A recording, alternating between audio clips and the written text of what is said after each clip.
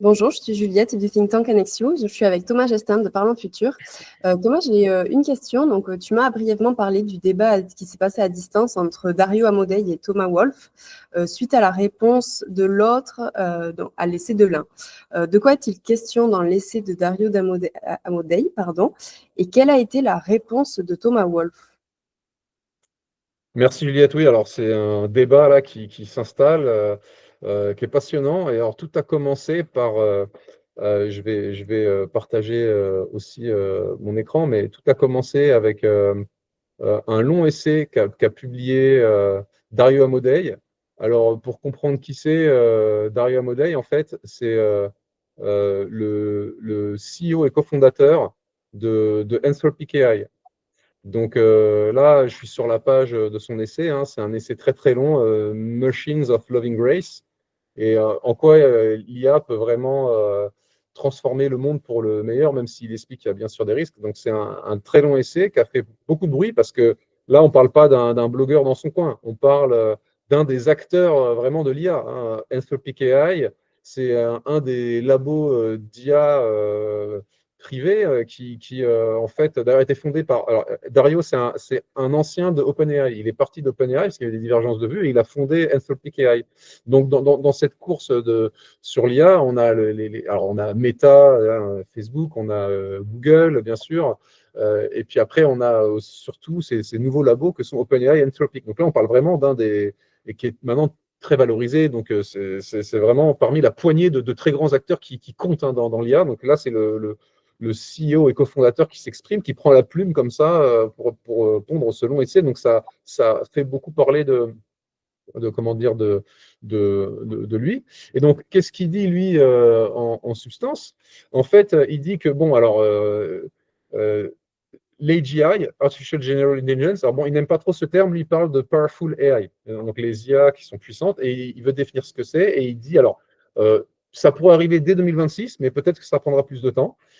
Après, il définit ce que c'est, et ça, c'est vraiment intéressant, parce que lui, il explique donc qu'une IA très puissante, donc Artificial General Intelligence, en quelque sorte, il faut imaginer que c'est une IA qui est plus intelligente, on va dire, qu'un prix Nobel dans quasiment dans tous les domaines de la connaissance. Donc déjà une intelligence voilà, incroyable, on va dire. C'est une intelligence qui a accès à toutes les interfaces auxquelles nous on peut avoir accès, on va dire, quand on est sur notre téléphone ou derrière un écran. Donc, ce n'est pas une IA qui est comment dire, embarquée dans un robot. Non, on n'est pas dans cette science-fiction-là, mais on est dans une IA, voilà, qui a accès à Internet, qui a accès à un ordinateur, qui a accès à une souris, qui a accès à un micro, qui va pouvoir peut-être générer des avatars, qui va pouvoir discuter avec des êtres humains, qui va pouvoir placer des commandes, qui va pouvoir réfléchir à des projets, échanger avec des êtres humains, à l'oral, à l'écrit, en vidéo. Donc voilà, on parle de ça. On n'est pas donc sur une IA qui répond de façon passive à des questions. C'est une IA qui peut proactivement, un peu comme on a pu en parler dans une autre vidéo, une IA agentique, hein, qui va vraiment pouvoir échafauder un plan d'action et aller les exécuter, ces actions, donc en parallèle, en même temps, et prendre l'initiative, pas être juste là en réaction.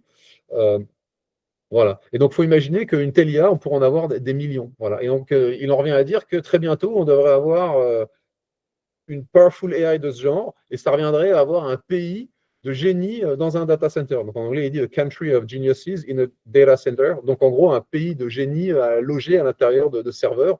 Donc quand il dit un pays, ça veut dire des millions. Il faut imaginer d'avoir des millions de génies comme ça qui sont logés dans des serveurs et qu'on peut comme ça les solliciter ou missionner sur toutes sortes de travaux. Donc lui, il dit que ça, voilà, c'est sa définition de l'IA de Powerful AI. Il dit que ça peut arriver dès 2026. Ça va pouvoir prendre peut-être un peu plus de temps, mais le cœur de son essai, il n'est même pas là. Lui, il dit que quand ça se produira, qu'est-ce qui se passe? Et c'est ça qui est fascinant, c'est qu'il explique que quand ça va se produire, donc possiblement dès 2026, on va assister en 10 ans à l'équivalent de 100 ans de progrès auquel on aurait assisté s'il n'y avait pas eu cette IA ultra puissante. Donc en gros, il parle de compressed 21st century. Donc en fait, ça va être un siècle d'innovation compressé en 10 ans. Alors, ça va s'appliquer dans toutes sortes de domaines, mais alors, il passe en revue toutes sortes de domaines, mais ce que je trouve le plus pertinent d'aborder là, c'est quand il parle de la biologie, hein, de la santé.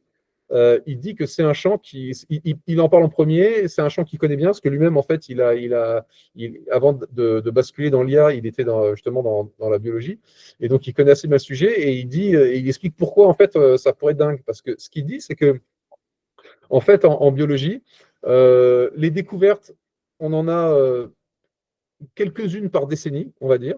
Donc, c'est pas tant que ça, c'est assez rare. Et il dit que quand on regarde à chaque fois qui est à l'origine de ce genre de découverte, c'est souvent les mêmes personnes, des petits groupes de personnes qui ont mené des projets plus ou moins improvisés, avec beaucoup d'ingénuité, et pas en fait des très gros projets ultra financés on va dire forcément par les États, avec énormément de chercheurs. C'est souvent plus des petites équipes dans leur coin. Qui n'avaient pas vu ça venir, sans forcément trop de moyens, avec plus voilà, de l'ingénuité que des moyens financiers massifs. Il dit aussi qu'il y a beaucoup de ces découvertes en fait, qui auraient pu être faites bien avant, bien plus tôt. Donc, lui, voilà, ce qu'il dit, c'est que non, parce que certains disent non, mais les innovations, en fait, elles sont faites parce qu'à un moment donné, l'écosystème est mature et que toutes les conditions sont réunies. Et quand toutes les conditions sont réunies, l'innovation, elle arrive juste après. Lui, il dit non, il y a des innovations qui auraient pu être faites depuis des décennies. Et en fait, au final, enfin, des décennies peut-être pas, mais presque.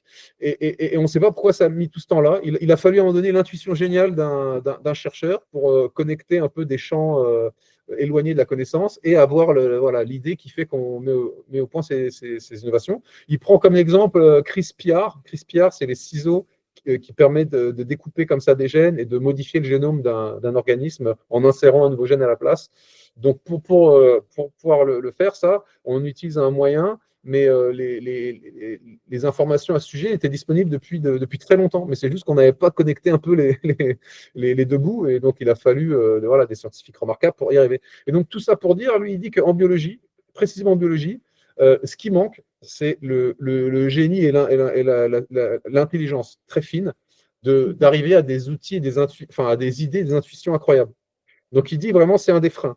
Euh, il explique aussi que, parce que dans certains cas, certaines innovations ne peuvent pas être faites tant qu'on n'a pas fait une autre innovation. Donc, en fait, les innovations sont séquentielles, et donc c'est pour ça que ça prend du temps. Et lui dit qu'en biologie, il y a plein d'innovations qui, en fait, sont pas séquentielles, qui peuvent être faites en parallèle. Donc, c'est un frein en moins d'une certaine manière. Et donc, tout ça pour dire que là où en fait, quand on regarde le développement des connaissances et des innovations au sens plus large, il peut y avoir toutes sortes de freins qui peuvent être même des freins humains, quand les humains mettent des barrières sur tel ou tel type de recherche.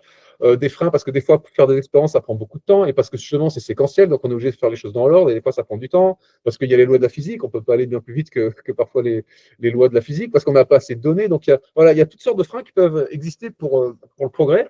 Mais lui, il dit qu'en biologie, justement, c'est un des champs où ce qui est le facteur limitant, ce qui limite vraiment le progrès, c'est, on va dire, la super intelligence et des intuitions de génie. Et lui, il dit que justement, avec la Powerful AI qui arriverait dès l'année prochaine, possiblement, eh ben, on sera plus limité sur ce facteur limitant, on sera plus limité, et donc on va pouvoir, toutes ces découvertes qu'on aurait faites au rythme de quelques-unes par décennie pendant 100 ans, ben, en fait, on va pouvoir toutes les faire en 10 ans. Et du coup, ça va permettre de guérir pratiquement toutes les maladies, les cancers, on va pouvoir résoudre quasiment tous les problèmes de santé. Donc, ça va avoir un impact incroyable sur la santé au sens large. Voilà, ces grandes découvertes en biologie. Donc, après, il parle aussi d'autres champs de la connaissance, etc. C'est fascinant. Et donc, voilà en gros ce qu'il plante comme analyse. Et donc, évidemment, ça fait un gros buzz. Alors, suite à ça, on a Thomas Wolf. Thomas Wolf, c'est un Français. C'est un des cofondateurs de Hugging Face, qui est une startup française en fait qui catalogue toutes les IA open source disponibles, qui les rend disponibles sur son site, et puis qui développe aussi ses propres modèles. Donc, lui, il est le Chief Science Officer de Hugging Face, donc Thomas Wolf. Et donc, il a publié lui-même un essai qui est alors pour le coup, bien plus bref, mais dans lequel il dit, voilà, moi, j'ai lu l'essai Machines of Learning Race de Dario Amodei, j'étais fasciné, je l'ai même lu 2 fois.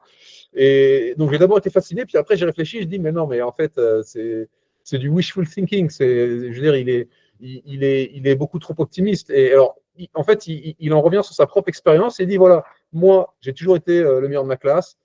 J'ai fait Polytechnique, la meilleure école d'ingénieur en France. Donc, je suis le prototype du parfait élève. Par contre, quand j'ai commencé mon doctorat, il est allé au MIT faire son PhD notamment, il explique qu'il s'est rendu compte que c'était un chercheur médiocre. Il n'y arrivait pas. Là où d'autres avaient des super intuitions, lui, il était souvent bloqué. Et il s'est rendu compte qu'en fait, on ne passe pas de super élève, meilleur élève à génie comme ça. Il y a quelque chose en plus, il y a quelque chose de différent. Et le reproche qu'il fait à Dario Amodei, c'est de dire que parce qu'aujourd'hui, on a des très bons élèves qui réussissent très bien aux tests, hein, donc les IA d'aujourd'hui, on va juste continuer un peu comme ça et on va avoir des super IA qui vont devenir plus intelligents que des prix Nobel et donc tous ces progrès en biologie, etc. Et lui dit, mais non, parce que ça ne va pas nécessairement s'extrapoler de cette façon-là. Aujourd'hui, parce qu'il dit, quand on parle des IA les plus efficaces du moment, qui savent répondre à tous ces tests, etc., là, on voit les classements, etc., il dit, mais en fait, il faut regarder de quoi sont faits ces tests. C'est des espèces de questions à choix multiples.